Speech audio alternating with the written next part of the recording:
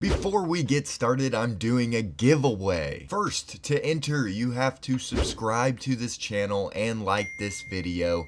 That makes you eligible. But the contest is, if you are able to predict the winner of this weekend's tournament and predict their winning score, I will send you a free disc. The only catch is, you can't pick Gannon Burh or Wysocki. I'm making them off limits for now, as I believe they're on a whole different level than the rest of the field. I'll talk more about that later, but I want to hear y'all's underdog picks of the week, so go ahead and leave your comment down below, even if you have one of the two titans. One entry per user. If you're able to correctly guess the winner and their correct score, I will send you a free disc. Costs nothing but a few clicks. Whoever comments the names first wins, obviously. And if you see somebody who already has your name and score, Price is Right them. One below, one above. And if you pick a real sleeper, the score doesn't matter. We'll work something out. But best of luck to everybody. Let's get into it. This weekend we have the Queen City Classic happening at the Hornet's Nest Park Disc Golf Course in Charlotte, North Carolina, March 27th to March 29th, so this upcoming weekend. Easier course name to say, but not much easier of a course than what we saw last week at the Big Easy. But let's get straight into the highlights of the Big Easy, as it ended in a playoff movie I will title Stickgate. The Big Easy had everyone fighting for their life. Here's Matty O with a long par save in round one. We'll talk more about him later. Round one was led by Ty Love, but the day was full of impressive, unique scrambles. Here are two examples of incredible approach shots from Simon Lizotte. This one, after the bad kick off the tree, he was able to save par. Simon just absolutely doing Simon things. Round two was all about one man, but we also got an ace alert. Luke Taylor, who I mentioned as a long shot in my breakdown for this tournament, is the player who got the ace on hole number 9. He finished with a solo 4th place. But the day was all about this man, Wysocki. Ricky went on to shoot a tournament best score of 59 with not just one, not just two, not just three, but 10 birdies in his round two. A 1072 rated round. Day 3 was full of good disc golf, but I want to get straight into the drama. On hole 16, Ricky was seen moving debris, which is most of the time not allowed. Gannon brought this to the attention of the tournament director, who then brought them all together on the next hole to talk it out, and Ricky said, "Yeah, I was behind my line." So it was behind, because I could not tell. It looked like it was. Yeah. No, it was definitely behind my line. Okay. Yeah. Okay. Which, I don't know, man, but ultimately they decided to take Ricky's word and keep it moving. Gannon had this long birdie look on 17 to tie Ricky. Unreal. Which then left Ricky with this 30-plus footer to get his stroke back. Perfect. Perfect is the best way to put it. So it came down to the final hole, Ricky with a 1-stroke lead. Gannon's drive bounced off a tree, leaving Ricky the opportunity to take advantage, which he could not. Ricky's next shot was pushed long, which had him scrambling for par. But the worse keeps getting worser, if that's a word, as he hits a tree. Gannon decided to go up top on his 3rd shot, taking the trees out of the question.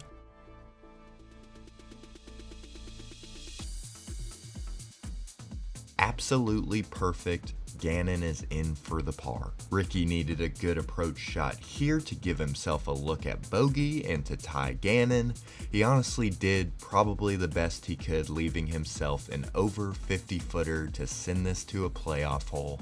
Oh man, this is farther than 50 feet. Oh, hold that. This guy is just insane. So we went back to the first hole for a playoff, and the players had decent drives off the tee. Ricky's second, he really went all in for it, but unfortunately came up just short of the basket in the water. OB. This left Gannon with the opportunity to lay up short of the water Ricky just went in, go over with a simple approach, leaving just a tap in for the win. Ricky was given one last chance, but was unable to connect on the deep jump putt, meaning Gannon Buhr, world number 1 and my pick to win this tournament, is your 2026 Big Easy champion. Part of a champion. Just put on 18. From Rick, the push. It's crazy. This is a live band, by the way. This isn't like edited. True Nolan style. Gotta bring some jazz. John Hout, congratulating him. That's the John Hout. There he is in the blue hat. But now it's time to get into our top 10 of the tournament, and we are using the Disc Golf Pro Tour standings now. So tied for first, we have Gannon Burh and Ricky Wysocki. These two are the best two in the world. They are on a whole different level, just like I've been saying. In the third spot, we have Ezra Robinson. Isaac is currently playing like the third best in the world right now. He's currently tied for third in fairways hit, top 10 in both Circle 1 and Circle 2 in regulation percentage. He finished third in the Big Easy Open, someone whose name I expect to be a popular pick in the comments down below. Then we have Adam Hams, finished tied for 9th at the Big Easy, currently ranked 3rd in park percentage, top 10 in Circle 2 putting, just got to cut back on the bogeys and he could win it this weekend. And then in the 5th spot we have Joseph Anderson, a long shot from my very first video here in the top 5. Joey Buckets has been playing like a top 5 disc golfer in the world, 5th in the Big Easy, also tied for 3rd in fairways hit, led the Big Easy in that stat. Definitely a player to watch out for this weekend if he continues his momentum. And then we've got 6 through 10. In the 6th spot, we've got Aaron Gossage. He has 2 top 10 finishes to start his year and has the all-around stats to prove he is one of the best in the world currently. In the 7th spot, we have Luke Taylor. Luke finished 4th at the Big Easy with the hole-in-one I showed. Currently ranked 7th in scramble percentage, a stat that I think will come in handy going into a course like Hornet's Nest. We'll see if he can continue his momentum. In the 8th and 9th spot, we have Sullivan Tipton and Kyle Klein. These are 2 players who struggled last week but will be looking to bounce back. And then tied for 10th is Ezra Robinson, who has just been playing decent, consistent disc golf. Chandler Kramer is the other 10th place. Shout out the A&M Aggie. Both are players to watch this weekend.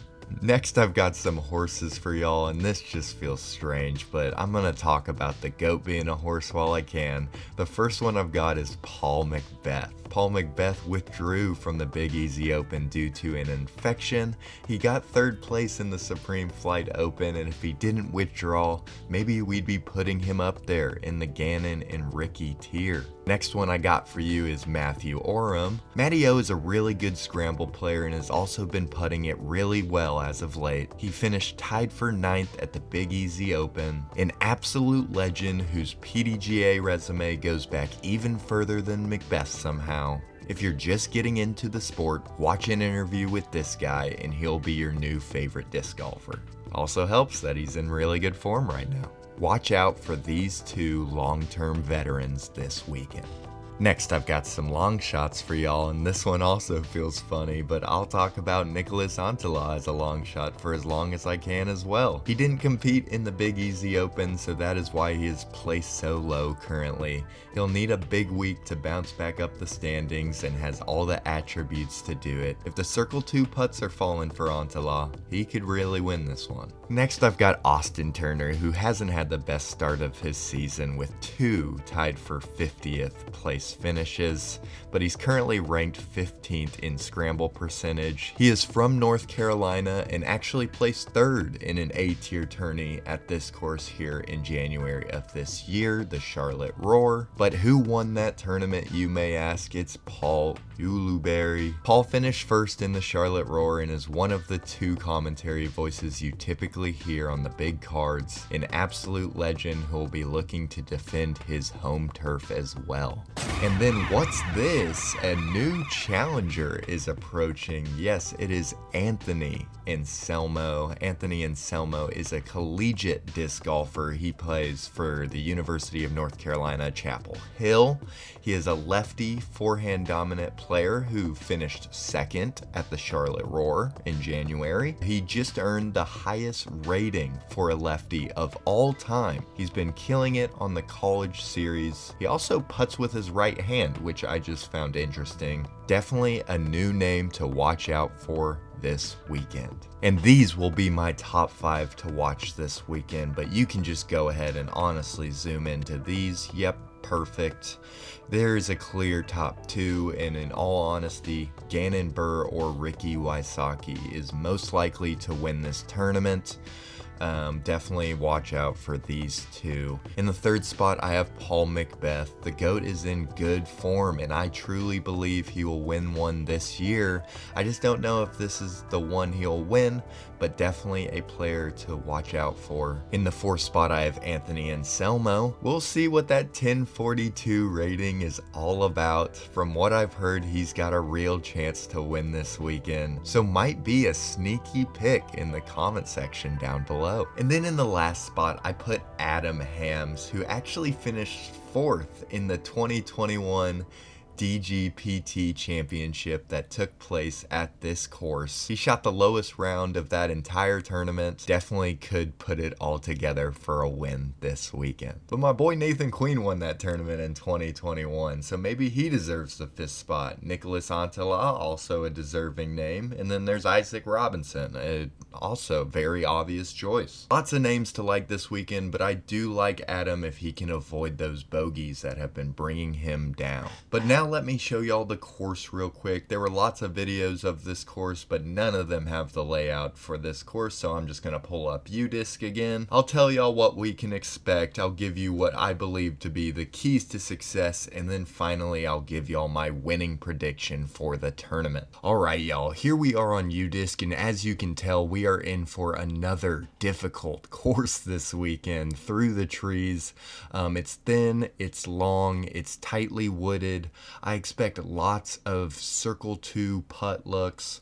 Gotta be accurate because the roads and baseball fields make the landing zones small. Overall, I would say my keys to success this weekend are hitting fairways, good scrambling ability, and whoever the circle 2 putting hot hand is, that will be your keys to success. Oh, and I also just wanted to point out the hole to watch, hole 16, because look at it. Alright y'all, and now it's finally that time where I give y'all my winning prediction, and I gotta be honest with y'all, I know I say that every tournament, but I'm really feeling Ezra Robinson and Adam Hams. But I think it's just because I bought their discs recently. Oh, that one's backwards. I bought their discs recently, and I'm biased. So go ahead and give me who's probably going to win, Gannon Burh. Like I've been saying this whole time, I think Gannon Buhr and Ricky Wysocki are on a whole nother level than the rest of the field right now. And Gannon makes less mistakes than Ricky, so give me Gannon to go back-to-back this tournament. But I promise I'm not just going to say Gannon every week going forward. I'll figure something out if it does turn into that. To watch the Queen City Classic, you can catch it live on the Disc Golf Network, or you can catch the first hour of each round free on their YouTube channel. But that's it from me, guys. Adam Hams, Ezra Robinson, I'm sorry. I can't do it. I hope y'all prove me wrong. And good luck to the rest of the field.